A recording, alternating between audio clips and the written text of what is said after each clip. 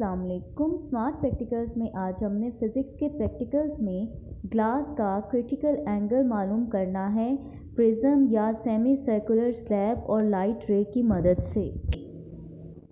इस एक्सपेरिमेंट के लिए जो हमें ऑपरेटर्स चाहिए उनमें शामिल है ड्राइंग बोर्ड, कॉमन पिन्स और thumb pins, compass, prism, sharpener, scale, protractor और ड्राइंग पेपर शामिल हैं।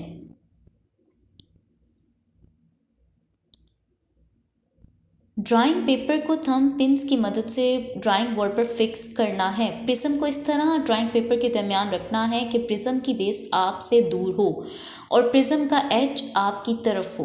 पेंसिल की मदद से हम इस प्रिज्म की बाउंड्री लाइन एहतियात से ड्रॉ करेंगे। बाउंड्री मार्क करते हुए आपने प्रिज्म को अच्छी तरह पकड़ के रखना है ताकि प्रिज्म हिले ना। हमने प्रिज्म की मदद से इसकी बाउंड्री ड्रॉ कर ली है। अब हम इस प्रिज्म बाउंड्री के पॉइंट्स को नाम देते हैं। फर्स्ट कर लें, ये पॉइंट ए है, ये बी और ये सी है। अब हमने ए बी साइड पर मिड पर एक कॉमन पिन लगानी है। कॉमन पिन बिल्कुल सीधी लगानी है। प्रिज्म को दोबारा इस तरह से रखना है कि कॉमन पिन इसकी बाउंड्री को टच करे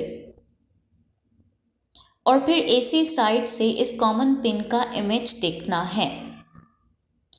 एसी साइड से आपने इस कॉमन पिन को देखना है और एसी साइड की जिस जगह पे इस कॉमन पिन का इमेज गायब होना शुरू हो जाए यानी डिसअपीयर हो जाएगा, आपने एक और कॉमन पिन उस जगह फिक्स कर देनी है।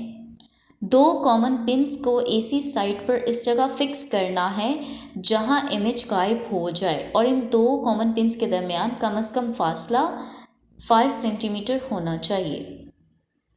एसी साइड पर दो कॉमन पिन्स इस जगह लगाई हैं कि ए बी साइड पर लगाई हुई कॉमन पिन का इमेज जहां गायब हो रहा है और इन दोनों कॉमन पिन्स के दरमियान फासला कम से कम 5 सेंटीमीटर है। अब प्रिज्म को हटा देना है और पहली पिन जहां लगाई थी इसे पी का नाम देना है।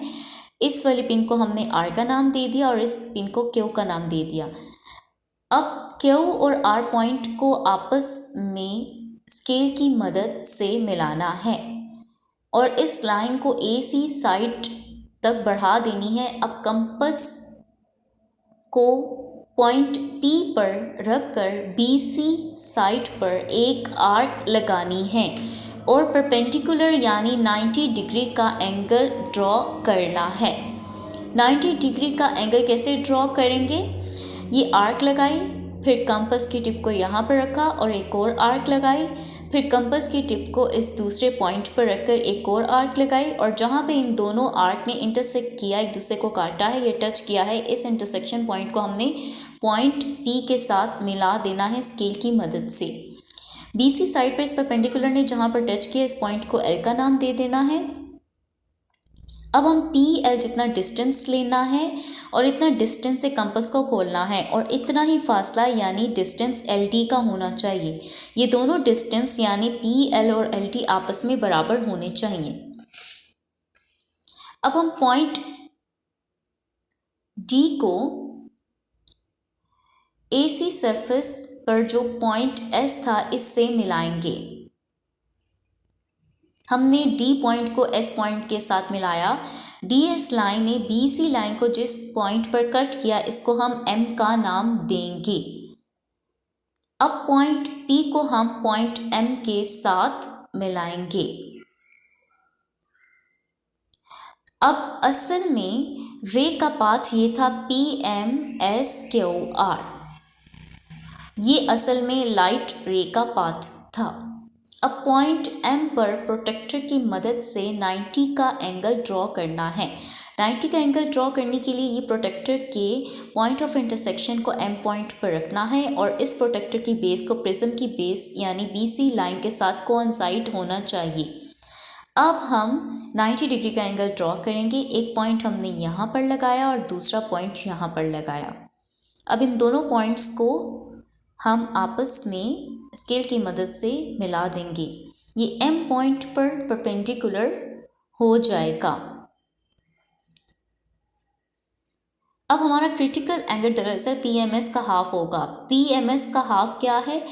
एंगल PMN, यानी ये इंसिडेंट रे थी और ये नॉर्मल लाइन है, इन दोनों के दरमियान जो एंगल होगा इसको हम क्रिटिकल एंगल कहेंगे। PMN angle is called critical angle. Students, हमने क्रिटिकल एंगल देखा वो PMS एंगल का हाफ है और एंगल PMS का हाफ PMN एंगल है।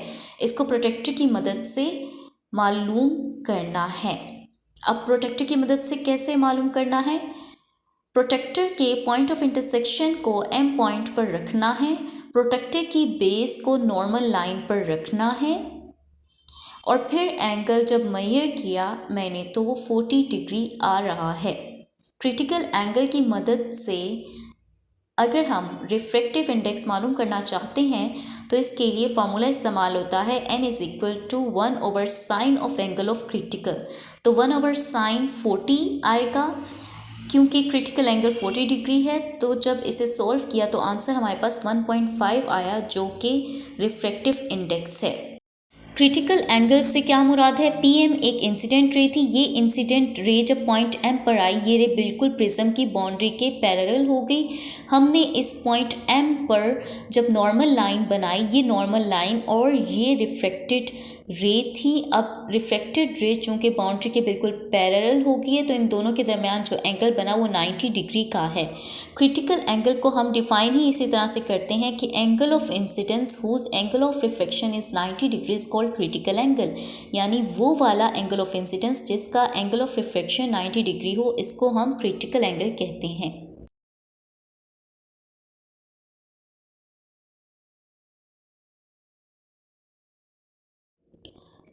आपने देखा कि एंगल ऑफ PMS हमारे पास 80 डिग्री था और इसका हाफ क्रिटिकल एंगल होता है। इसी तरह सेम प्रोसीजर को फॉलो करते हुए हमने दूसरी बार जब रीडिंग ली तो हमारे पास PMS एंगल जो आया वो 82 डिग्री था और इसका हाफ यानी क्रिटिकल एंगल 41 डिग्री होगा। अब इसी तरह आप 3 रीडिंग्स लेंगे और इनका मीन निकालेंगे, यानी कि मीन क्रिटिकल एंगल निकालेंगे। इसके बाद इस मीन क्रिटिकल एंगल की वैल्यू को इस्तेमाल करते हुए हम रिफ्रैक्टिव इंडेक्स मालूम करेंगे। सो रिज़ल्ट में हमारे पास क्रिटिकल एंगल ग्लास प्रिज्म का 40.5 डिग्री आया और रिफ्रैक्टिव इंडेक्स 1.5।